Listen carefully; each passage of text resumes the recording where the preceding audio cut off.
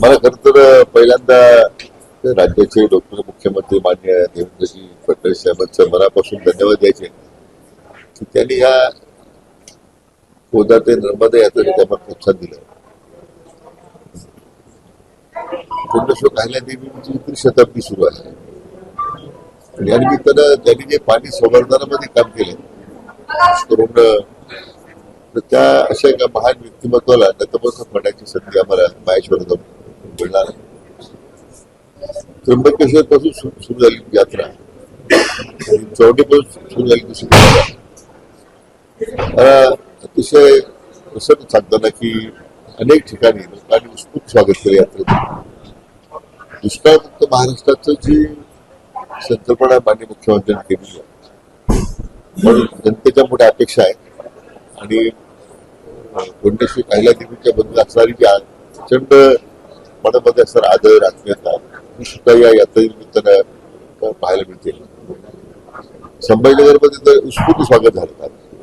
रात्री आम्हाला 11 वाजून फुलांबरीला दाखवला खूपच उत्साह आहे आणि हाच उत्साह आमच्या कामाला अधिक गती देईल असं मला नेहमी येतात. त्याबद्दल माझ्या मनात तरी विश्वास आहे.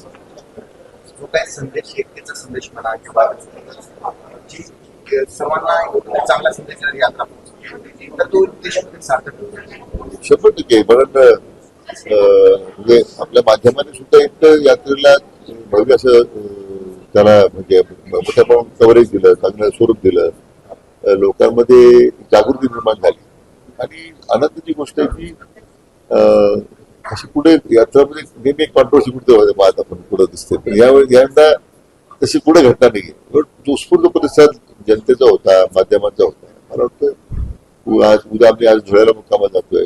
उद्या संध्याकाळी 7 वाजता माहेश्वरला मध्य प्रदेशचे मुख्यमंत्र्यांचा हस्ते समारोप.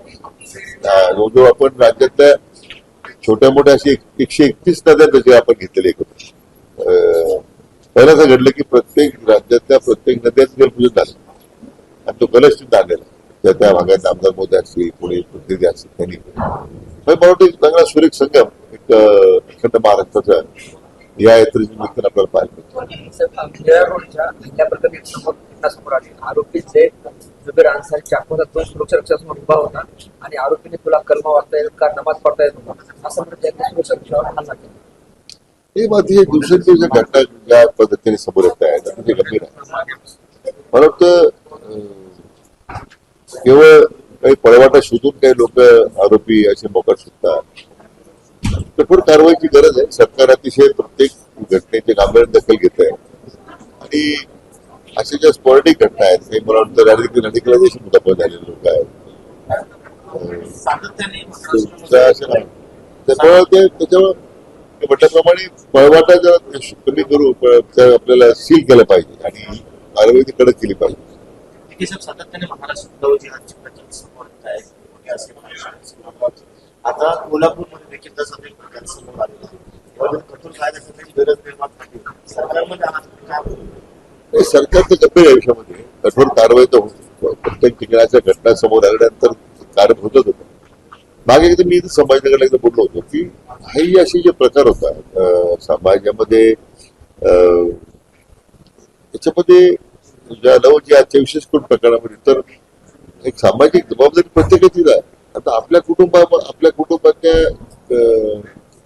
घटक कोणी असतील ते काय करतात. मला वाटतं जितकं सरकारचं नियंत्रण त्या घटनेवर असलं पाहिजे किंवा असे गुन्हे रोखता आले पाहिजे आपल्याला एक प्रकार रोखता आले पाहिजे. मला वाटतं यामध्ये समाजात सुद्धा एक मोठा सहभाग होणं आवश्यक आहे की आपल्या कुटुंबातला घटक काय करतोय हे सुद्धा मला वाटतं याच्यावर लक्ष ठेवण्याची आवश्यकता आहे. काही तपासाला असं देखील समोर आलं की संघटितपणे सेंट्रलाइजपणे अशा पद्धतीने ठरवून केलं जातं. आता जो टीसीएसची घटना आपण जी पाहतोय नाशिकची ती गंभीरच आहे ना.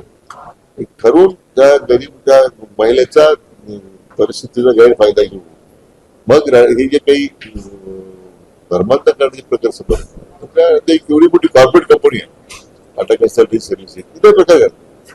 मला वाटतं या बदलत्या वातावरणामध्ये आणि वाढत्या प्रकरणाचा विचार करताना मला वाटतं काहीतरी एसओपी तयार करावं लागेल. स्थानिक पोलीस विभागावर गुन्हे अन्वेषण विभागात पोलिसांचा त्यांच्यावर सुद्धा काही मला वाटतं अंकुश आणावं लागतील. आमचं पोलिसिंग कंपनी का पुणे आरक्षण विभाग त्या ठिकाणी काय करतोय, त्यांना असे इंटेलिजन्स काय आउटपुट काय मिळत नाही लोक. खऱ्याच्या प्रकरणामध्ये जर पहिला गुन्हा शेवटी दाखल झाला आम्ही त्यावेळी कारवाई सुरू केली. नाशिक पोलिसांच्या डोळ्या टाकण्याखरीच ते प्रकरण सुरू होतं.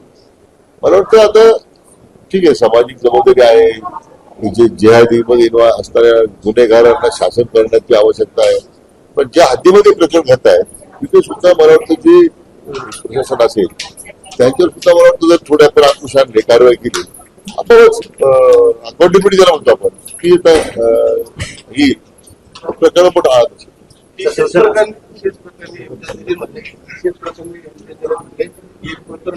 बोगस आहे. खरंच मागणी टाकायचे आणि जर या जागी जर खरंच आपण त्यावेळी एखादा मुस्लिम बाबा असतात मला इंटेल दलील नाही माझी ते पत्रकार राहिलेले आहे स्वतः. ते संवेदनशील असलं पाहिजे अशा प्रकरणामध्ये. मुस्लिम समाज असतात तर कारवाई झाली असते. तर हे जे काही वक्तव्य अशा ज्या पुढाऱ्यांकडून होत आहेत खासदार माणूस राहिलेला आहे त्यांनी टाळलं पाहिजे. हा सामाजिक प्रश्न तयार झालेला आहे. उलट आम्ही सगळे मिळून याच्यावर कशी याला कसं आपला करू शकतो किंवा कशी मात करू शकतो हा राजकीय पक्षाची भूमिका पलीकडे विचार करण्याची आवश्यकता असं संजय गायकवाडांनी एक मागणी केली की कॉम्रेड पानसरे मरणोत्तर गुन्हा दाखल करून त्या प्रशासकाला तात्काळ अटक करा. संजय गायकवाडनी अशा प्रकारचे भ्रामक विधान जे भ्रमिष्ठ विधानं करतायत ना ते चुकीचं आहे. त्यामुळे पक्षाची बदनामी होते, सरकारची बदनामी होते.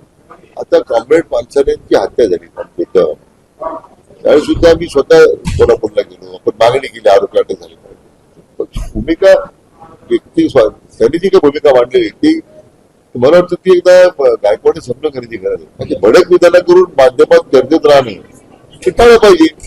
यातून काय विधान करतो उलट आम्ही छत्रपती शिवाजी महाराजांना आव्हानच करतो ना शिवधरांना.